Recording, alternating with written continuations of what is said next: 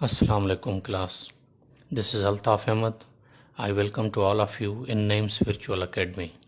Today we are moving forward towards the next part of speech, which is pronoun. Pronoun के सिंधी में छा सॾींदा आहियूं असां ज़मीर. हाणे ज़मीर दरअसल कंदो छा आहे, ज़मीर जो फंक्शन छा आहे, it is used instead of noun. ज़मीर छा कंदो आहे, प्रोनाउन छा कंदो आहे, इहो नाउन खे रिप्लेस कंदो आहे, यानी नाउन जी जॻह ते इहो इस्तेमालु कयो वेंदो आहे. मिसाल तौरु हाणे जीअं तव्हां हिन सेंटेंस में ॾिसी सघो था कि हाणे हिन सेंटेंस में नाउन्स इस्तेमालु कया विया आहिनि. Shazia gave the coat to Asma. Shazia coat Asma खे ॾिनो. हाणे हिन सेंटेंस में नाउन कहिड़ा आहिनि? हिकु शाज़िया नालो आहे, कोट नालो आहे, आसमा नालो आहे. जेकॾहिं को बि अहिड़ो वर्ड जेको असां शाज़िया खे हटाए उन जी जॻह ते इस्तेमालु करे सघूं, उहो शाज़िया त न हुजे पर कमु शाज़िया जो ई करे, इशारो शाज़िया ॾेई करे उन वर्ड खे असां छा सॾींदासीं, उन वर्ड खे असां सॾींदासीं प्रोनाउन या ज़मीर. ठीकु आहे. हाणे मिसाल तौर ते शाज़िया जी जॻह ते असां शाज़िया खे हटाए करे छा इस्तेमालु कयूं था, शी इस्तेमालु कयूं था. शी गेव द कोट. हाणे सेंस सेम ई रहंदो, वधि में वधि सिर्फ़ु इहो थींदो त असांखे एक्यूरेट पर्सन जो नालो ख़बर न पवंदो त हिते कंहिं इहो कोट ॾिनो. हाणे जेकॾहिं शाज़िया हूंदो त एक्यूरेट नेम क्लियर थी वेंदो असांजे लाइ कंहिं ॾिनो आहे. शाज़िया न हूंदो त उन जी जॻह ते असां शी इस्तेमालु करूं था. शी जेको आहे उहो जेको आहे इशारो शाज़िया ॾेई कंदो. ठीकु आहे न, इन जे लाइ इहो छा आहे, प्रोनाउन आहे. ॿियो आहे कोट. कोट जी जॻह ते असां इट इस्तेमालु करे सघूं था. शाज़िया गेव इट या शी गेव इट. शाज़िया इहो ॾिनो या हुन इहो ॾिनो. ठीकु आहे न, इहो बि इशारो आहे कोट ॾे. कोट त न आहे पर कोट ॾे इशारो आहे. इन जे करे इन वर्ड खे असां छा सॾे सघूं था, प्रोनाउन. उन खां पोइ आहे टू आसमा. आसमा बि नालो आहे. आसमा जी जॻह ते असां हिकिड़ो ॿियो वर्ड इस्तेमालु करे सघूं था, हर. जेको हर आसमा त न हूंदो पर इशारो इन जो आसमा ॾे ई हूंदो. यानी उहो को बि वर्ड जेको नाउन न हुजे, नाउन खे कढे उन जी जॻह ते इशारो इशारतन इस्तेमालु करे सघिजे, फंक्शन उहो नाउन जो ई करे, अहिड़े वर्ड खे असां छा सॾींदासीं, प्रोनाउन.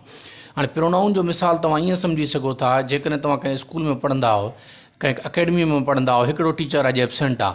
उन टीचर जी जॻह ते जेकॾहिं को ॿियो इंगेज टीचर अचे थो, इंगेज क्लास करणु. हाणे उहो मैथ जो टीचर त न हूंदो. फॉर एग्ज़ाम्पल मैथ जो टीचर एबसेंट आहे, उहो मैथ जो टीचर त न हूंदो, लेकिन उहो कमु मैथ जे टीचर जो ई करे रहियो हूंदो. कम जो मतिलबु ज़रूरी न आहे उहो तव्हांखे मैथ ई पढ़ाए. कम जो मतिलबु इहो आहे त उहो तव्हांखे अची इंगेज कंदो, उहो टाइम उहो ई वठंदो, उन मैथ वारे टीचर जो क्लास उहो ई वठंदो, यानी उहो तव्हांखे इंगेज करे थो. हाणे ईअं प्रोनाउन बि, हाणे हे शी जीअं शाज़िया त न आहे पर फंक्शन शाज़िया जो ई करे थो, कमु साॻियो शाज़िया जो ई करे थो पियो.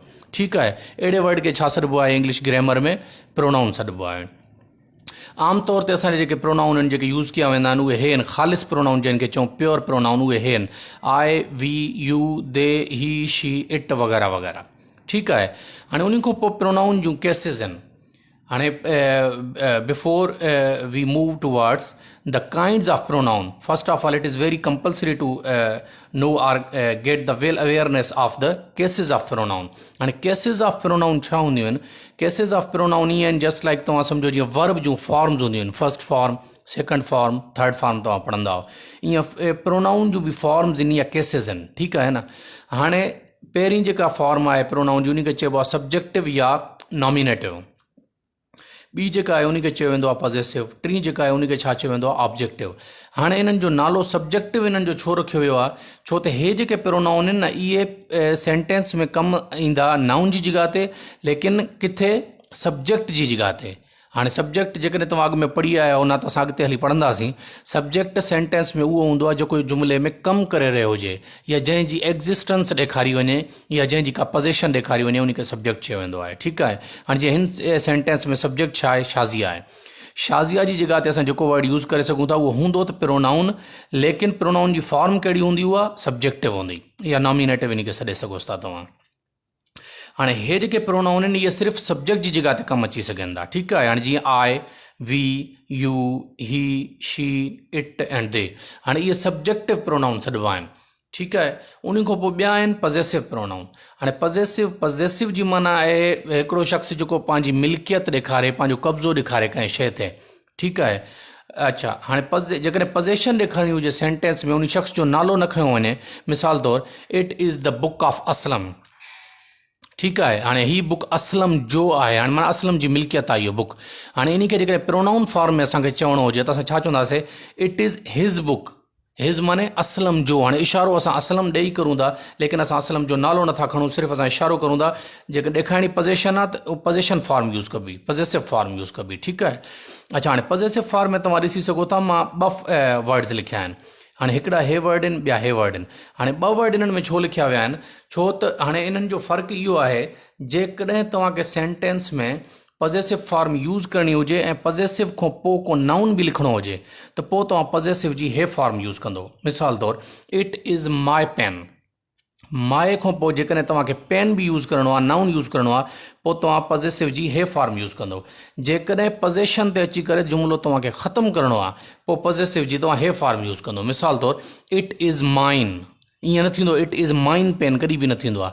जेकॾहिं पोज़ेशन ते जुमिलो ख़तमु करिणो आहे त इहो थींदो इट इज़ माइन। जेकॾहिं पोज़ेसिव खां पोइ जुमिलो कंटिन्यू करिणो आहे त इहो थींदो इट इज़ माय पेन, ठीकु आहे। हे इन तरीक़े सां इस्तेमालु थींदा आहिनि। ॾिखंदा ॿई पोज़ेशन आहिनि, ॿई पंहिंजी मिल्कियत ॾेखारींदा आहिनि। आय जी पोज़ेशन केरु ॾेखारींदो आहे? माए। आय माना मां, माए माना मुंहिंजो।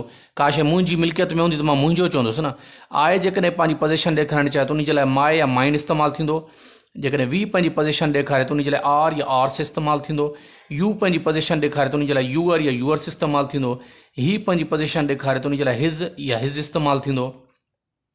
शी पंहिंजी पोज़ेशन ॾेखारे त उन जे लाइ हर इस्तेमालु थींदो, ठीकु आहे न। हर जी जॻह ते बल्कि ते हर्स बि इस्तेमालु कबो आहे, ठीकु आहे न। बल्कि हर्स खे तव्हां छॾोसि, उहो जेको आहे कंहिं कंहिं फॉर्म में इस्तेमालु कबो आहे, न त न कबो आहे।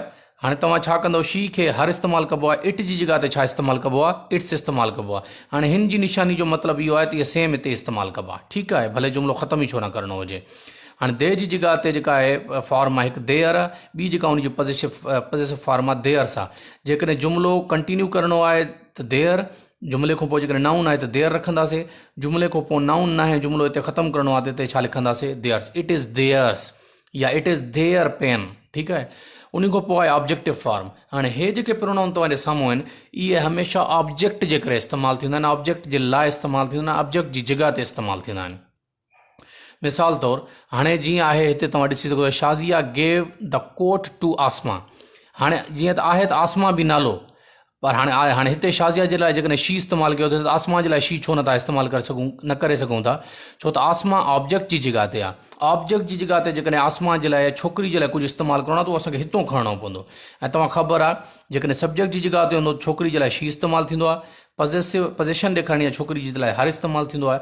ऑब्जेक्टिवनेस ॾेखारणी आहे जेकॾहिं छोकिरी जे लाइ, त उन जे लाइ छा इस्तेमालु थींदो? हर इस्तेमालु थींदो, ठीकु आहे। हाणे इन तरीक़े सां इहे ऑब्जेक्टिव में इस्तेमालु थींदा। हर, इट, देम, इहे सॼा छा आहे? ऑब्जेक्टिव फॉर्म आहिनि। प्रोनाउन में इहे ऑब्जेक्ट जी जॻह ते इहे कमु ईंदा आहिनि। सम्झ अची वई? उमेदु आहे तव्हांखे ॻाल्हि सम्झ अची वई हूंदी। हाणे अॻिते असां वधूं था। हाणे प्रोनाउन जा बेसिक तौर ते 8 क़िस्म आहिनि। There are 8 kinds of pronoun, but here only we discuss or get the awareness about only 4 kinds, because these 4 are completely or most relevant to your exams, as you are getting preparation of the exam relevance. Therefore it is not needed to mention the other kinds of pronoun, ठीकु आहे। असां to the point रहण जी कोशिशि कंदासीं। Exam सां ॿियनि जो एतिरो वास्तो न आहे, सिर्फ़ु 4 काइंड्स तमामु इंपॉर्टेंट आहिनि जेके एग्ज़ाम सां तव्हांखे अची सघनि था। असां सिर्फ़ु उन्हनि खे हिते डिस्कस कंदासीं। हाणे हे जेके ॿिया वर्ड आहिनि, उन्हनि 4 जेके एग्ज़ाम मां तव्हांखे अॻिते सेखारियां थो काइंड्स, उन्हनि खां हटी करे जेके ॿिया प्रीपोज़िशन्स आहिनि, प्रोनाउन आहिनि सॉरी, उहे मां हिते मेंशन करे छॾिया, जीअं तव्हांखे नो हाउ हुजे, अंदाज़ो हुजे त आहिनि इहे बि प्रोनाउन। मिसाल तौरु all, this, that, these, those, any, anybody, no one, anyone, and other, such, etc. आहिनि इहे बि प्रोनाउन नाउन ॾे इशारो कंदा आहिनि, नाउन जे करे इस्तेमालु थींदा आहिनि। लेकिन इहे जंहिं काइंड में ईंदा आहिनि उहे काइंड पढ़ण जी हिते ज़रूरत न आहे, ख़ासि ज़रूरत न आहे। सिर्फ़ु 4 इंपॉर्टेंट आहिनि जेके असां पढ़ूं था पिया।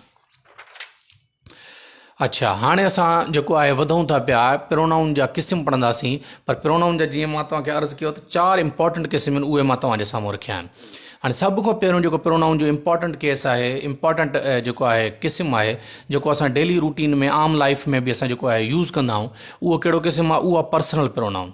हाणे पर्सनल लफ़्ज़ में ई ज़ाहिर आहे त इहो पर्सन जे लाइ इस्तेमालु थींदो आहे, कंहिं शख़्स या कंहिं छोकिरे कंहिं छोकिरी जे लाइ इस्तेमालु थींदो आहे इहो, ठीकु आहे।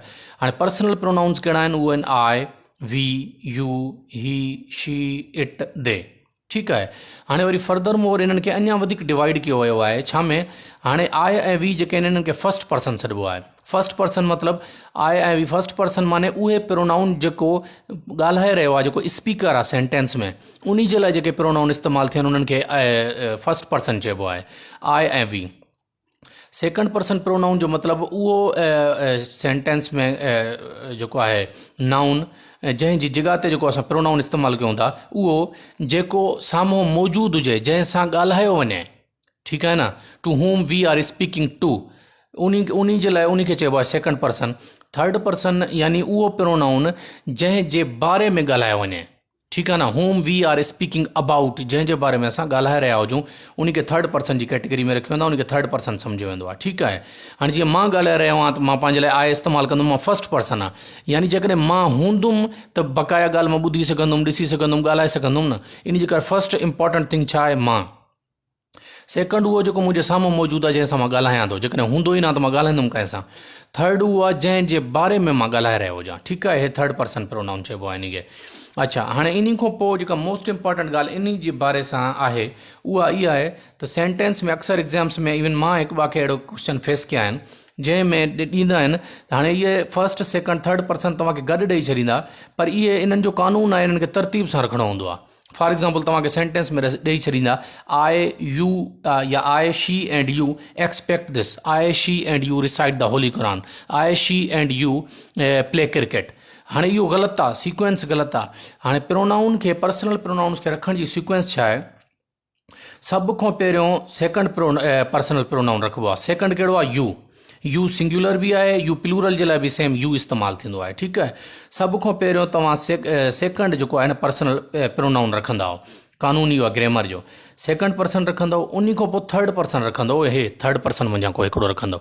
थर्ड पर्सन रखण खां पोइ जेको आहे फर्स्ट पर्सन तव्हां रखंदव, ठीकु आहे। हाणे इहा सीक्वेंस आहे सेंटेंस में, जेकॾहिं टई प्रोनाउन गॾु अचनि, first person second person third person, त तव्हां तरतीब इन तरीक़े सां ॾींदव। हाणे जेकॾहिं फॉर एग्ज़ाम्पल सिर्फ़ु हे सेकंड ऐं फर्स्ट अचनि त तॾहिं बि तरतीब साॻी रहंदी, पहिरियों सेकंड रखंदो पोइ फर्स्ट रखंदव। जेकॾहिं थर्ड ऐं फर्स्ट अचनि त पोइ बि तव्हां पहिरियों थर्ड रखंदव पोइ फर्स्ट रखंदव। टई गॾु अचनि त पहिरियों सेकंड पोइ थर्ड पोइ फर्स्ट पर्सन प्रोनाउन रखंदव, ठीकु आहे। उन खां पोइ असां नेक्स्ट ते अचूं था। प्रोनाउन जेको नेक्स्ट क़िस्म आहे उहा इंटेरोगेटिव प्रोनाउन। हाणे इंटेरोगेटिव नाले मुंहिंजी ज़ाहिर आहे त सवाल पुछण जे कमु अचण वारो प्रोनाउन। हाणे उहे प्रोनाउन जेके सवाल पुछण जे कमु अचनि उन्हनि खे बि इंटेरोगेटिव प्रोनाउन चइबो आहे। हाणे सवाल पुछण जे लाइ जेके वर्ड कमु ईंदा आहिनि उहे ॿिनि क़िस्मनि जा हूंदा आहिनि। हिकिड़ा आहिनि वाट, वेयर, हाउ, वैन, इहे जेके आहिनि इहे बि सवाल था पुछनि, हे वर्ड बि सवाल था पुछनि, ठीकु आहे। लेकिन सॼा जेके इंटेरोगेटिव वर्ड्स आहिनि उहे सभु जा सभु प्रोनाउन में न ईंदा आहिनि। हिकिड़ा एडवर्ब में वेंदा आहिनि, ॿिया प्रोनाउन में ईंदा आहिनि। हाणे प्रोनाउन में जेके इंटेरोगेटिव वर्ड्स ईंदा आहिनि, जेके सवाल पुछण वारा वर्ड ईंदा आहिनि, उहे हे आहिनि: वाट, हू, हूज़, विच सो एवर, हू सो एवर, हुम, वाट एवर, हूज़ वग़ैरह वग़ैरह। हे सवाल पुछण जे लाइ जॾहिं कमु ईंदा इहे वर्ड्स, त इहे कंहिं में वेंदा, इहे इंटेरोगेटिव प्रोनाउन में काउंट थींदा। मिसाल तौरु वाट इज़ यूअर नेम। हाणे वाट हिते छा जे लाइ इस्तेमालु थियो, क्वेश्चन करण जे इस्तेमालु थियो, इन जे लाइ what is an interrogative pronoun. हे वेरी सिंपल आहे, इन्हनि खे तव्हां यादि करे छॾो। बाक़ी यादि रखो जेके ॿिया आहिनि हाउ, वेयर, वैन, उहे जेके आहिनि उहे वरी एडवर्ब जी कैटेगरी में हलिया वेंदा। उहे जॾहिं तव्हांखे एडवर्ब मां पढ़ाईंदुसि इंशाल्लाह तव्हांखे उहे क्लियर थी वेंदा।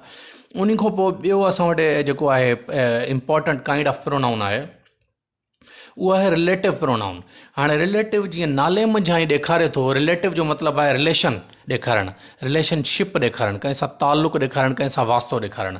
हाणे रिलेटिव प्रोनाउन उहे प्रोनाउन जेके कंहिं सां वास्तो ॾेखारींदा आहिनि, कंहिं नाउन जो, कंहिं प्रोनाउन जो सेंटेंस में कंहिं ॿिए सां, ठीकु आहे। हाणे अच्छा, रिलेटिव प्रोनाउन कहिड़ा आहिनि? हे जेके इंटेरोगेटिव प्रोनाउन तव्हां पढ़ी वियो न, सॼे जा सॼा साॻिया रिलेटिव प्रोनाउन तौरु इस्तेमालु थींदा अथव।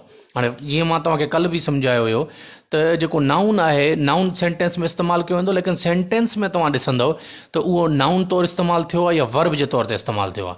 हाणे हिते बि तव्हां ॾिसंदव त जेकॾहिं हे वर्ड क्वेश्चन करण जे इस्तेमाल में आया आहिनि त इहे थींदा इंटेरोगेटिव प्रोनाउन। जेकॾहिं क्वेश्चन करण जे इस्तेमालु न आहिनि त इहे रिलेटिव प्रोनाउन हूंदा। मिसाल तौरु क्वेश्चन करण जी निशानी छा आहे? जेकॾहिं हे वर्ड क्वेश्चन करण जे कमु ईंदा त उन सेंटेंस जे आख़िर में क्वेश्चन मार्क लॻल हूंदी, ऐं अक्सर तौर ते क्वेश्चन वारो जेको वर्ड हूंदो आहे उहो शुरू में रखियलु हूंदो आहे। जीअं what is your name, what is your name, who are you, whose books are these, which is your favorite color, whatsoever, ठीकु आहे न, अहिड़े तरीक़े सां। हाणे जेकॾहिं इंटेरोगेटिव प्रोनाउन तौरु इस्तेमालु थियलु हूंदा न त यादि रखे छॾो उहो वर्ड सभु सेंटेंस में सभ खां पहिरियों रखियलु हूंदो ऐं उन सेंटेंस जे आख़िर में छा हूंदी? क्वेश्चन मार्क हूंदी। जेकॾहिं ईअं हुजे त तव्हां सम्झी वञो उहो वर्ड इंटेरोगेटिव प्रोनाउन जे तौर ते इन्हनि में जेको इस्तेमालु थियल हुजे त उहो इंटेरोगेटिव प्रोनाउन आहे। लेकिन इहो साॻियो ई वर्ड जेकॾहिं सेंटेंस जे विच में इस्तेमालु थियल हुजे त तव्हां सम्झी वञो इहो एज़ रिलेटिव प्रोनाउन इस्तेमालु थियल आहे। मिसाल तौरु हाणे हिते तव्हां ॾिसी सघो था what is your name, what शुरू में इस्तेमालु थियो आहे, आख़िर में क्वेश्चन मार्क आहे, यानी हिते वॉट क्वेश्चन करण जे लाइ इस्तेमालु थियो आहे। हिते वॉट छा थींदो, इहो इंटेरोगेटिव प्रोनाउन थींदो। हाणे साॻियो ई वॉट जेकॾहिं असां हिते इस्तेमालु कयो आहे, ॾिसो तव्हां, this is what I told U yesterday, इहा ई ॻाल्हि मां तोखे कल्ह ॿुधाई हुई। हाणे हिते वाट तव्हां ॾिसी सघो था कोई क्वेश्चन मार्क न आहे, यानी हिते वाट सवाल पुछण जे कमु न आहे आयो। हिते वाट जेको आहे तालुक़ु ॾेखारे थो, कंहिंजो दिस जो तालुक़ु ॾेखारे थो उन शइ सां जेका मां कल्ह तोखे ॿुधाई हुई। ठीकु आहे न, इहो उहो ई मसइलो आहे, इहा उहा ई ॻाल्हि आहे, इहा उहा ई स्टोरी आहे, इहा उहा ई किताबु आहे जेका मां तोखे कल्ह ॿुधाई हुई, जंहिंजो ज़िक्र मां तोसां कल्ह कयो हुयो। हाणे हिते वाट सवाल पुछण जे लाइ न आयो, तालुक़ु ॾेखारण जे लाइ आयो आहे। इन जे करे हिते जेको वाट आहे इहो रिलेटिव प्रोनाउन आहे, हिते जेको वाट आहे इहो छा आहे, इंटेरोगेटिव प्रोनाउन आहे। इन डिफरेंस खे सम्झण जी कोशिशि कयो। ठीकु आहे, उन खां पोइ अचो ॿियो, अच्छा इन रिलेटिव प्रोनाउन में दैट बि इस्तेमालु थींदो अथव। हे वर्ड त इस्तेमालु थींदा एज़ रिलेटिव प्रोनाउन थी सघनि था, विच में सेंटेंस में ईंदा जॾहिं रिलेटिव जे तौर ते इस्तेमालु थींदा। ऐं दैट बि, for example, this is the pen that I was talking about, ठीकु आहे न, या विच आई वॉज टॉकिंग अबाउट। हाणे विच ऐं दैट जेके आहे इहे एज़ रिलेटिव प्रोनाउन बि इस्तेमालु थींदा आहिनि। जेकॾहिं शुरू में इस्तेमालु थिए विच त उहो इंटेरोगेटिव प्रोनाउन, विच में इस्तेमालु थिए त उहो रिलेटिव प्रोनाउन। ऐं आख़िरी असांजो हिते क़िस्म आहे जेको हिते डिस्कस करण वारो, उहा आहे रिफ्लेक्सिव प्रोनाउन। हाणे रिफ्लेक्सिव प्रोनाउन कहिड़ा हूंदा आहिनि, जेकॾहिं जेके पॉसेसिव प्रोनाउन आहिनि जेके असां पढ़ी आयासीं पोयों, माय, आर, हिज़, हिम, ये जेके पॉसेसिव प्रोनाउन ऐं काथे काथे ऑब्जेक्टिव प्रोनाउन, इन्हनि जे पोयों जेकॾहिं सेल्फ या सेल्व्स लॻल हुजे त you must have to be 101% sure about it that the word is reflexive pronoun. Self जंहिंजे पोयां लॻी वञे उहो रिफ्लेक्सिव प्रोनाउन हूंदा। मिसाल तौरु myself, ourselves, yourselves, जेकॾहिं प्लूरल में यूअर आहे त यूअर सेल्व्स थींदो, सिंगुलर में यूअर आहे त यूअर सेल्फ थींदो। हिम सेल्फ, देम सेल्व्स, उहो प्रोनाउन जंहिंजे पोयां सेल्फ लॻल हुजे उन खे चइबो आहे रिफ्लेक्सिव प्रोनाउन, या सेल्व्स लॻल हुजे उन खे चइबो आहे रिफ्लेक्सिव प्रोनाउन। उमेदु आहे अॼु जो लेक्चर तव्हांखे सम्झ में अची वियो हूंदो, तमामु इंपॉर्टेंट अथव इहो। इन खे प्रैक्टिस कयो, का क्यूरी हुजे त मूंखे जेको आहे तव्हां पुछी सघो था। वॾी महिरबानी।